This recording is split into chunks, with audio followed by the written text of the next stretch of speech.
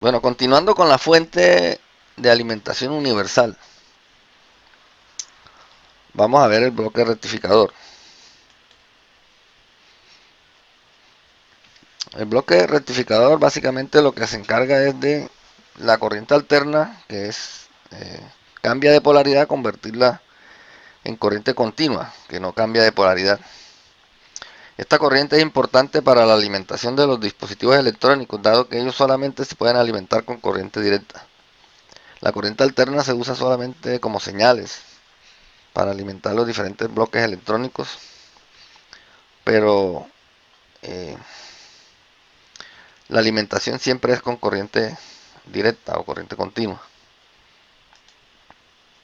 Entonces empecemos con el estudio de los semiconductores.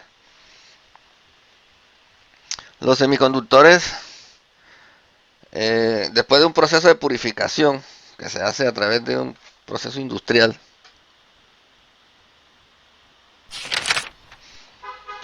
se obtienen materiales de silicio de tipo del 99.8.9% de pureza.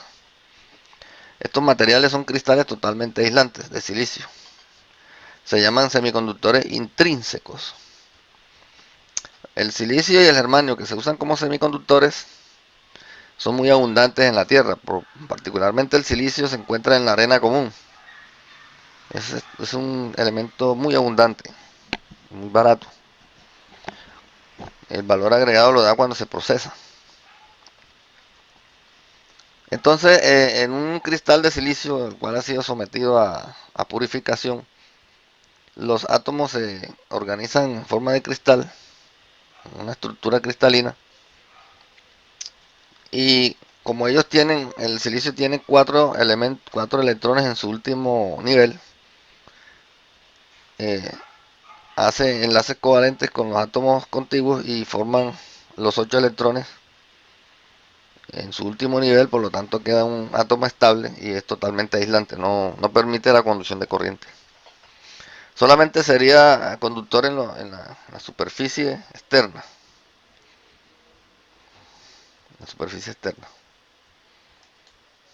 Estos se llaman cristales intrínsecos. Cuando un eh, semiconductor intrínseco pierde un electrón, entonces se dice que hay un hueco, pero no es que el cristal esté agujereado, no, es una, digamos, un concepto para poder entender cómo funciona esto. Entonces, por el 300 grados Kelvin, las estructuras se desequilibran y la cristal puede perder un átomo y quedar allí una carencia. O sea, este quedaría con 7, quedaría cargado eléctricamente positivo. El semiconductor intrínseco también, por acción de un fuerte campo eléctrico, puede también originar que pierda electrones. Y otra vez queda con una carencia, por lo tanto quedaría eléctricamente positivo.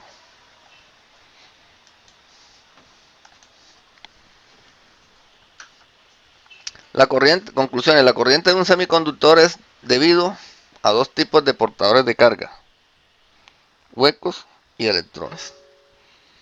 Los huecos es un concepto que implica la carencia de un electrón en el último nivel.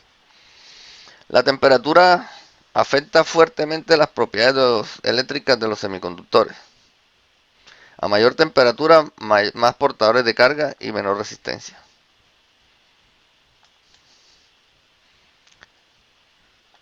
Cuando un cristal intrínseco se contamina con portadores que le aportan electrones,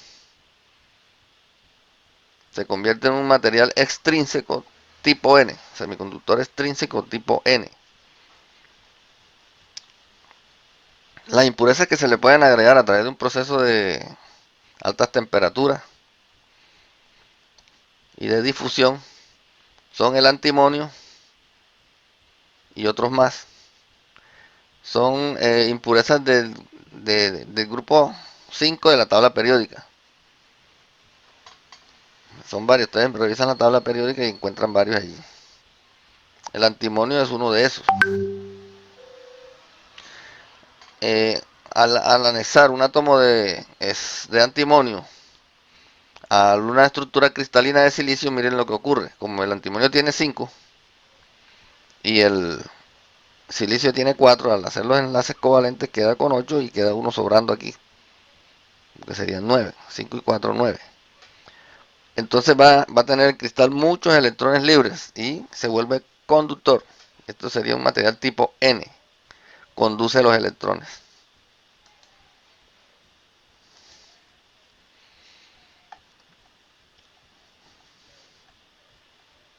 Un material tipo N, entonces, como les dije, esto sería un gráfico pictórico que muestra cómo, además de ser eléctricamente positivo, eléctricamente aislante, tiene electrones libres debido a las impurezas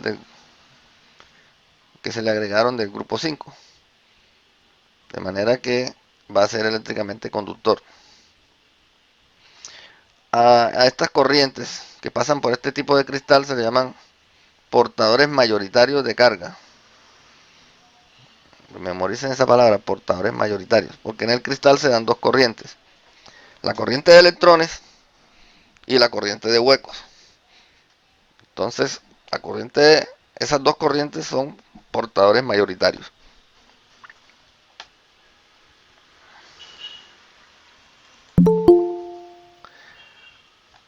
De la misma manera, si el cristal semiconductor, que es eléctricamente aislante, se le agregan impurezas del grupo 3 de la tabla periódica, como por ejemplo el aluminio tiene 3 electrones en su último nivel y el silicio 4, serían 7, entonces queda faltando uno en toda la estructura, dependiendo de la cantidad de impurezas de aluminio que se le agreguen.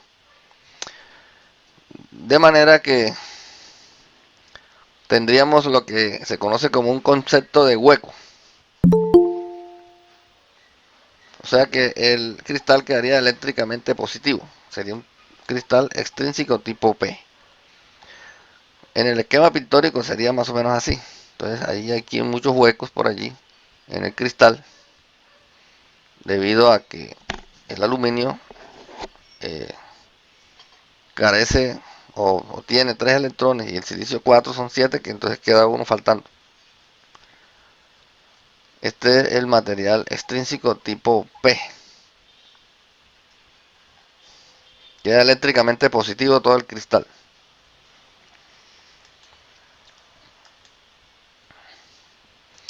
Bueno, entonces la unión PN es la unión de dos cristales, el cristal eléctricamente positivo y el cristal eléctricamente negativo. Estos dos cristales se pueden unir y formar lo que se conoce como diodo. Diodo significa dos electrodos. Diodo. Ahora veamos qué pasa con la unión. Entonces, en el momento en que se fundan estos dos cristales con procesos de temperatura alta, en ese mismo momento estos cristales de tipo N que tienen electrones libres se van a combinar con los átomos del material tipo P que tienen huecos y va a quedar una zona neutra, ¿sí? Una zona neutra que es aislante porque no van a quedar allí equilibrados los átomos de esos dos cristales. Al unir un semiconductor tipo P con un tipo N aparece una zona de carga espacial denominada zona de transición, que actúa como una barrera para el paso de los portadores mayoritarios de cada zona. Esa zona neutra que es aislante no deja pasar ni corriente de electrones ni corriente de huecos. Así que es, es una barrera, se llama también zona de transición, barrera de potencial. Eh, También se llama zona de rarefacción.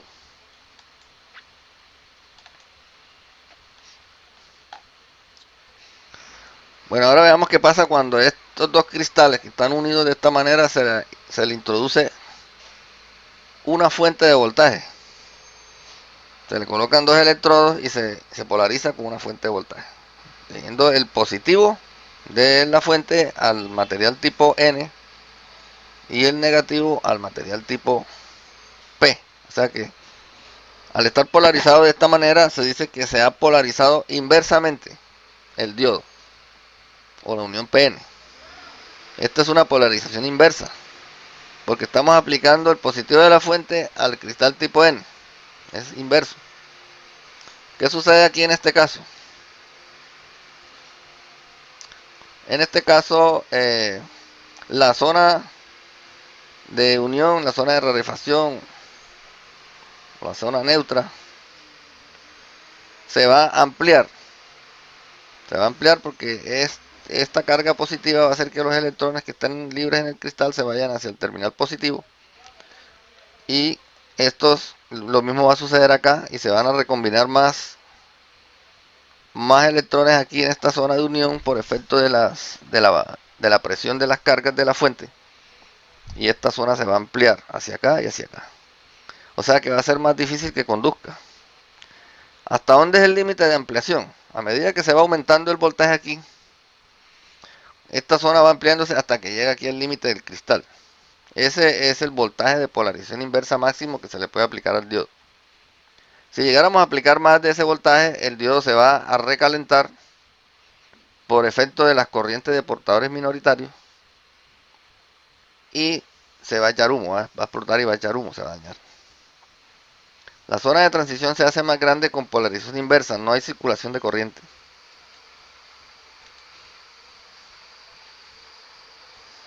¿Qué pasa cuando lo polarizamos directamente? Es decir, colocamos el terminal positivo de la fuente al cristal tipo P y el terminal negativo de la fuente al cristal tipo N. De esta manera entonces vamos a introducir electrones fuertemente al cristal tipo N y aquí va a haber una presión también positiva en el cristal tipo P de tal manera que esta zona de presión o zona neutra se va a empequeñecer mucho más a medida que vamos aumentando el voltaje aquí. Cuando llega a 0,7 voltios en los diodos de silicio, esta zona desaparece y se establece una corriente de portadores mayoritarios que son electrones a través del diodo, en este sentido, del negativo al positivo. La zona de transición se hace más pequeña, la corriente comienza a circular a partir de un cierto umbral de tensión directa. El umbral es 0,7 voltios para el silicio y 0,5 máximo para el germanio.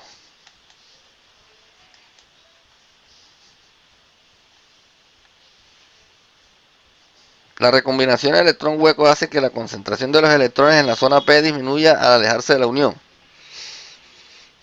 Correcto, esto es lo que les expliqué ahorita. Entonces aquí tenemos un gráfico que indica la concentración de huecos que disminuye y aquí la concentración de electrones que también disminuye.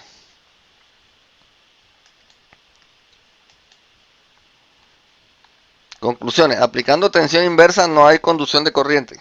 Ojo con esto. Al aplicar tensión directa en la unión es posible la circulación de corriente eléctrica. O sea que el diodo polarizado directamente conduce y polarizado inversamente no conduce.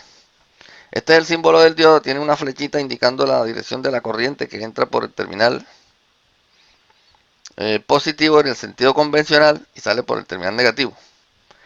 En el sentido electrónico de la corriente va desde la carga negativa de la batería o de la fuente hacia la carga positiva, entonces sería así. Entonces hay dos sentidos de la corriente que se pueden utilizar pero sin combinarlos, porque nos confunde. En sentido convencional, entonces la corriente va en el sentido de la flecha. Entonces esto sucedió así porque en aquella época que hicieron los símbolos se utilizaba más el sentido convencional de la corriente.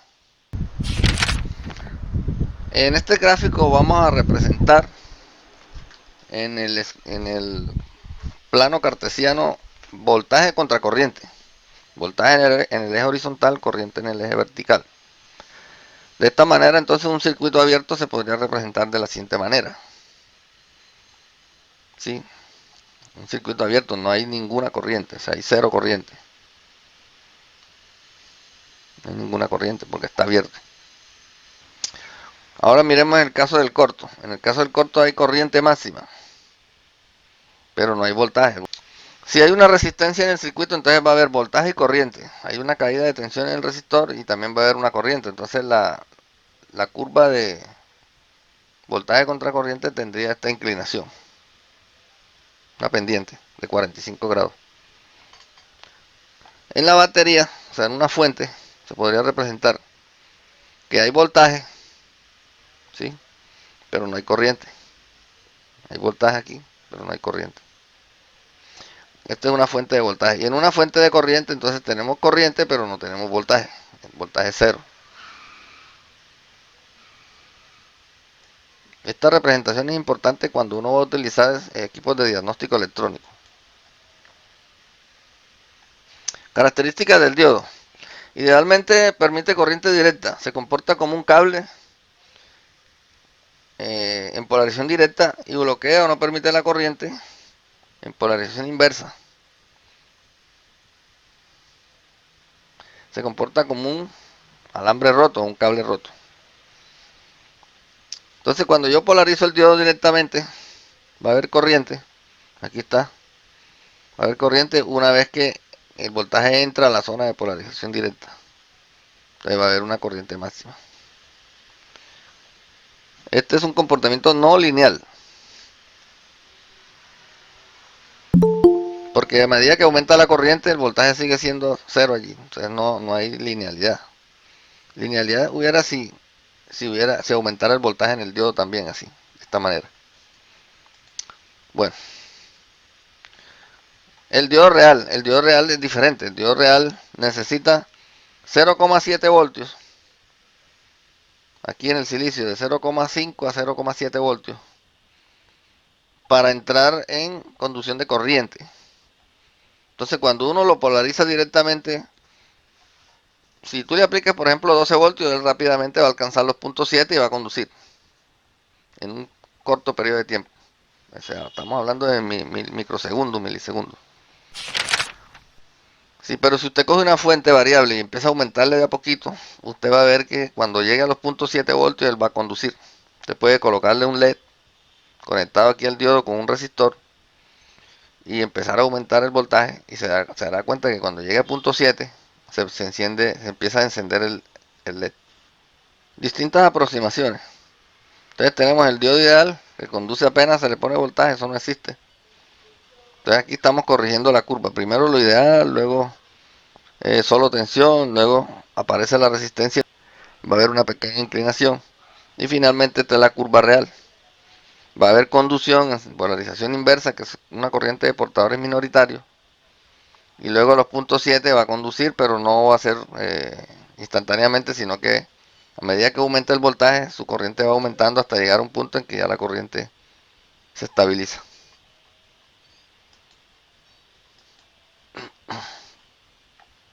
Limitaciones del diodo. Entonces hay que tener en cuenta estas limitaciones del diodo. Tiene una limitación en polarización inversa que se llama voltaje de polarización inversa máximo. Produce la ruptura del diodo o la quema del diodo. Por ejemplo, en los diodos comerciales aparece el voltaje. Cuando ustedes van a comprar un diodo, lo primero que le va a preguntar allá la dependiente es el diodo de cuántos amperios y de cuántos voltios. Entonces, cuando le pregunta de cuántos voltios, le está preguntando este voltaje de polarización inversa, que es el voltaje de ruptura. Parámetros facilitados por los fabricantes.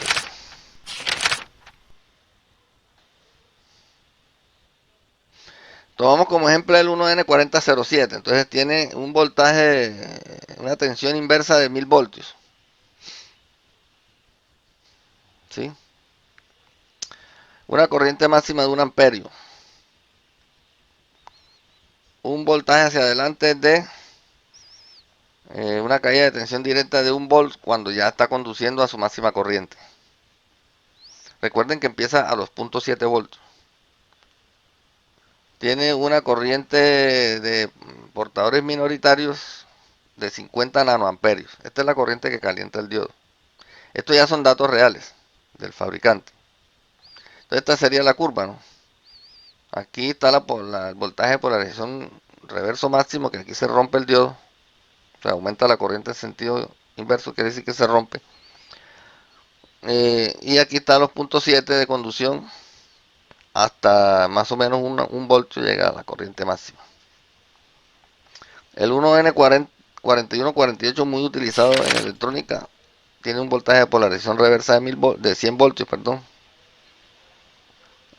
una corriente máxima de 150 miliamperes, un voltaje hacia adelante, o sea, de polarización de 1 voltio en su máxima corriente, y una corriente de portadores minoritarios de 25 nanoamperios. Entonces les voy a pedir que me consigan en un buscador las hojas de características del diodo 1N4007 y del 1N4148.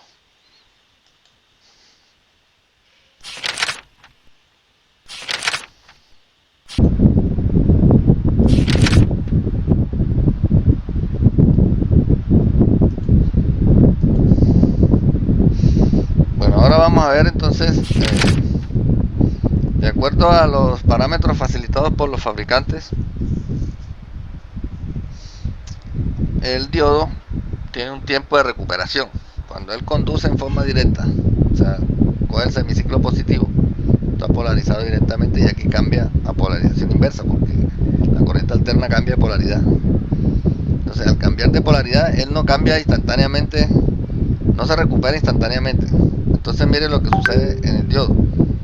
Sigue conduciendo en polarización inversa, va a haber una pequeña corriente en sentido inverso allí, que es el tiempo que demora él en recuperarse.